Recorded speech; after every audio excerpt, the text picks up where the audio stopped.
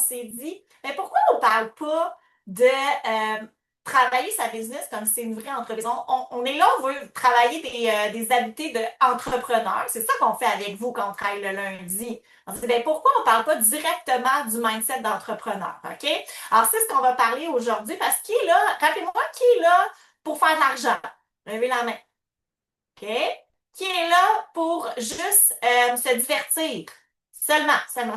OK? Et ça se peut, en passant, pas de jugement. L'important, c'est de le savoir. OK? Parce que c'est sûr que si je traite mon commerce, mon Tupperware comme un hobby, comme un passe-temps, ben, je vais avoir le revenu d'un passe-temps. Ça rapporte combien un passe-temps? Rien. OK? Alors là, je peux pas dire, je comprends pas, moi, je fais pas de l'argent. Ben oui, c'est comment tu traites. Alors, la différence, un hobby, la gang, un passe-temps, c'est faire du tricot, écouter la télé, lire un livre. Moi, je fais de la peinture à numéro. Ça me rapporte pas de l'argent, mais ça m'en coûte. Faut que j'achète du matériel. OK? Mais si j'ai une entreprise, qui comprend qu'il y a un potentiel financier en arrière de ça? OK? Alors, il faut comprendre c'est une entreprise. Alors, il faut s'imaginer si là, il y avait un restaurant qui ouvrait quand ça y tente. L'employeur, des fois, j'ouvre, des fois, ça ne me tente pas. J'ai une petite grippe, je m'ouvre, j'ouvre pas. Qu'est-ce qu'on penserait de ce restaurant-là? Il serait fermé avant pas longtemps, là. Je veux dire, il fermerait. Alors, c'est la même chose, notre entreprise. Si je fais juste quand ça me tente, ben, j'aurai pas un revenu à tous les mois, à toutes les semaines. OK? Fait que ça, je pense que vous avez bien compris. OK? Fait que ce qu'on veut pour réussir dans les clés du succès, ben, il y a de traiter comme une vraie entreprise son commerce. Un hobby, la différence, j'ai pas d'objectif. J'ai pas d'attente, j'ai pas d'urgence, je le fais quand ça me tente, je le traite comme un hobby. Il y en a peut-être qui vont dire, oh, peut-être que je traite un petit peu trop. Ça me fait si je suis motivée, des semaines ça me tente, des semaines ça me tente pas. Une entreprise, j'ai un plan d'action, j'ai une vision, je me fixe des buts, je me réajuste et je mets de la discipline, ok, de la constance. On change notre mindset, on change. Alors, rapidement, aujourd'hui, je vais vous dire 5 clés pour être un entrepreneur qui fait de l'argent. C'est bon? La clé numéro 1, c'est pas compliqué. Il faut avoir un agenda de quelqu'un qui fait de l'argent. Voilà, je viens de le dire, c'est pas ça, quand ça me tente, c'est de se fixer. Alors, c'est une vraie job que vous avez entre les mains. Si tu veux, c'est comme ton autre job. Ton employeur ne dit pas rentre quand ça te tente. Vous avez une entente. Qui a un autre job? Vous travaillez combien d'heures? Alors, la question que je vous pose, est-ce que tu sais combien d'heures tu as à mettre sur ton commerce? Et quand je rencontre mes nouvelles recrues, là, c'est toujours ma première question. Félicitations, tu viens de commencer, j'ai cru comprendre que tu voulais un revenu de Tupperware. Tu es prête à mettre combien d'heures? C'est la première chose que je demande. Parce que c'est pas pareil, puis il n'y a pas de bonne réponse. Ça se peut qu'il y en ait ici, ça va être 5. Si ton 5 heures, c'est 5 heures, est-ce que c'est 5 heures à scroller puis à souhaiter faire des lives ou c'est 5 heures, j'ai fait 10 annonces marketplace, j'ai grossi mon groupe, j'ai fait un live, j'ai fait une vente. C'est pas le même 5 heures, là, la gang. Ou c'est un 10 heures ou c'est un 15 heures. Fait que c'est de vraiment mettre vos plages horaires. Là, je fais pas un cours de gestion de temps. Il y en a les lundis pour ça. Mais on le fait souvent. Mais de juste se fixer, c'est où mes heures je travaille Tupperware. Et dans ces blocs-là, est-ce que je suis en train de faire quelque chose qui va générer un jour de l'argent? Fait que est-ce que je suis en train de grossir ma clientèle? Est-ce que je suis en train de faire une vente? OK? Fait que ça, je pense qu'on le sait. Puis je vais répéter tant que j'ai est là. J'ai bien aimé votre diapo. Puis j'ai une phrase qui ressemble à ça, là. Les professionnels entrepreneurs ne comptent pas sur la motivation pour faire leurs actions. Ils comptent sur la discipline. OK? Puis c'est cette discipline-là qui va faire que tu vas faire de l'argent. Parce que si tu attends d'être motivé, hey, aujourd'hui, je suis motivée à envoyer du temps. Hey, aujourd'hui, je suis motivée à faire un live. Mais non, je suis pas motivée. Mais je veux vraiment emmener mes enfants en voyage, là. Fait que ça me tente pas aujourd'hui, mais j'envoie des invitations. Je veux vraiment payer mes rénaux cash. Ben, je vais faire un live aujourd'hui. OK? Fait qu'on va voir la discipline. Autre point numéro 2, et c'est celui-là que je veux talonner ce soir, c'est l'importance de connaître vos chiffres. Imaginez une entreprise, là, je vais vous donner, moi, bon, j'ai mon amie Mélissa Lambert, vous la connaissez, qui a parti son entreprise. Imagine si, à la fin du mois, je dis, puis, ça a été payant ce mois-ci? Ah, je sais pas. Je sais pas si j'ai vendu plus que mes dépenses. Je le sais pas. Je veux dire, ça ferait pas de sens, la gang.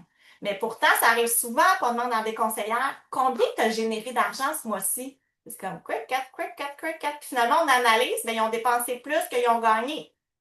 Ça peut être correct un mois, ça peut être correct 2 mois si justement tu veux investir. Comme Mélissa Lambert, elle a investi 70 000 pour lancer son commerce, bien plus que votre 20 $ ou ton 600 de première facture avantageuse. Mais tu comprends-tu qu'elle a travaillé pour aller leur chercher cet argent-là? OK? Fait que faut que tu sois au courant. Fait que, première chose au niveau de l'argent, est-ce que tu calcules combien tu dépenses à tous les mois et combien qui rentre d'argent à tous les mois? Faut que tu sois capable de dire, j'ai généré 500. C'est bon? Est-ce que tu sais aussi combien tu as vendu tes produits à tes achetés? Parce que la gang, beaucoup de personnes, je vois, vendent à la perte. Vendre à la perte. Si tu vends à la perte, c'est même plus un hobby, là. Oui, tu perds de l'argent avec Tupperware, OK? Fait être au courant de nos affaires, hein? Est-ce que je suis au courant, justement, puis aussi, dans toute cette optique-là, faire de l'argent, c'est la même chose quand je vois beaucoup de monde acheter à plein d'autres conseillères, sauf dans votre compte. Faites attention avec ça aussi. Parce que très souvent, là, si vous l'avez acheté dans une facture avantageuse, que tu peux jumeler tes commandes, tu vas chercher 60% de rabais souvent. Tu vas débloquer un bonus cash avec ta vente personne. Tu peux débloquer un bonus avec tes ventes équipes. Tu peux aller débloquer du cadeau du MyWeek que tu mets en grille à plein prix. Je veux dire, ça veut dire que si tu payes ton stock plus que 10% à quelqu'un d'autre, là, tu perds de l'argent. Okay? Fait que oui, il y en a qui achètent des inventaires à 10-15% du montant. Ou si on achète quelque chose, moi ça m'arrive, là, j'ai des petites exclusivités à des conseillères, mais c'est parce que j'ai mis en grille. Moi, mes grilles, je suis capable de faire 10-15. En une semaine, ils sont sortis les grilles sur les exclusivités, puis j'ai fait du cash. Pas pour stocker plus de choses en arrière, parce que hein, on veut être business wise. Puis là, s'il y en a qui me répondent, oui, mais c'est pas ma force, les chiffres. Oui, mais je suis pas bonne en maths. Là, je veux dire, va réécouter la formation de la semaine passée. On a parlé des croyances limitantes. Fait que, tac, tu vas dire, oui, mais c'est pas ma force. Oui, c'est pas ma force. Ben, tu vas continuer à être toute perdue dans tes chiffres. C'est pas ta force. Travaille à l'améliorer. Tu parfait, je vais me structurer. Je vais documenter quand il y a de l'argent qui sort et quand il y a de l'argent qui rentre. OK? Ça s'améliore. C'est bon? Même chose, avoir une entreprise. Ça veut dire, est-ce que j'offre mon Tupperware en cadeau? Ou à chaque fois que j'ai des cadeaux à offrir, je ne donne pas du Tupperware. Ça fait toute partie de ça, être entrepreneur. OK? Et là, j'ai parlé de tracker votre argent, mais il y a aussi tracker tous vos chiffres. Toutes. Puis là, juste à vous tenir avec Maria. Combien ton VIP, combien de commentaires, combien ici. Mais faut la gang. Puis là, je te dis pas de demain être bon pour tout tracker. Mais choisis-en donc un. OK, à toutes les semaines, ben, faites votre conditionnement, ceux qui ont été à la conférence, ça l'aide en petit pour tracker. Est-ce que mon groupe est à la hausse? Est-ce que j'ai des commentaires? Est-ce que quand j'ai des likes, j'ai plus de vues? Est-ce que mais j'ai plus de recrues? Traquez vos affaires. Il n'y a pas un entrepreneur qui fait du cash qui ne suit pas ses affaires, là. Tu vas fermer tes portes sinon. OK? Fait que tes chiffres, est-ce que tu sais c'est quoi ça te prend pour le prochain niveau? Est-ce que tu sais c'est quoi les cadeaux? C'est toutes des choses qu'on doit se former. C'est bon? Et même si ce n'est pas notre force, encore, on met dans le mindset qu'on va le développer. Fait que ça, c'est ce que je vais talonner, la gang, parce que trop souvent, là, c'est la bête noire du monde, puis comme on ne sait pas, on va. L'autre point numéro 3, là, ça va aller vite parce que c'est des choses qu'on vous a déjà dit. Euh, quelqu'un qui est entrepreneur se forme tout le temps. Cherche toujours à s'améliorer et à évoluer. Fait que tu tiens avec les bonnes personnes puis tu continues à faire des formations. Si vous êtes là ce soir, ça veut dire que vous l'avez. OK? Point numéro 4, un entrepreneur va s'adapter continuellement. Le marché, ça évolue, la gang. Je vais donner l'exemple de Mélissa.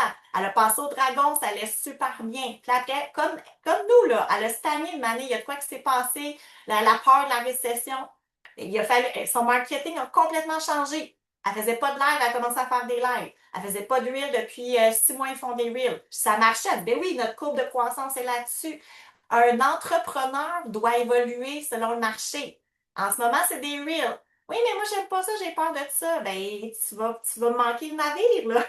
Fait qu'il y a des choses, tu dois t'adapter. Fait être entrepreneur, c'est d'être capable d'essayer des nouvelles choses, puis de se remettre en question. Puis s'il y a quelqu'un qui réussit parmi nous, qui essaie quelque chose de nouveau, ben on va l'essayer aussi. Tu seras peut-être pas la première à pitcher, mais quand il y en a 40 qui se sont pitchés, il est peut-être temps que tu te pitches aussi. OK? Fait que les premiers, ça va être JP puis Sabrina, puis après nous, on suit maintenant. OK? Fait que c'est d'être capable, mais d'essayer. Et le dernier point, c'est de ne pas abandonner dès que c'est difficile. Je repense juste à mon amie Mélissa qui a investi 70 000. Si ça n'avait pas marché, elle n'aurait pas essayé 3 mois, elle n'aurait pas essayé 5 mois, elle aurait tout donné pour que ça marche. Fait que c'est sûr, à ta point, vous ne pouvez pas dépenser de l'argent. Fait que des fois, dès que c'est ah, je vais donner gérante ce mois-ci, je ne l'ai pas eu. Ah, ça ne doit pas être pour moi. Puis là, tu ne fixes même plus jamais d'être gérante. Ben là, c'est pas de même que tu vas avancer. C'est de le viser d'être gérante jusqu'à temps que tu l'ailles. Puis chaque mois, tu vas te rapprocher. Ben là, j'ai juste eu 1000 sur mon 3600. Ben là, j'ai eu juste eu 1600. Ben, j'ai juste 2000. Puis de manière, j'ai mon 3600. C'est ça, être entrepreneur jusqu'à temps. Comme si tu avais investi 70 000. Fais-moi confiance si tu achetais comme si tu avais dépensé 70 000, tu réussirais à Tupperware. En conclusion, un MLM, ça peut carrément changer des vies. Qui croit que ça peut changer des vies?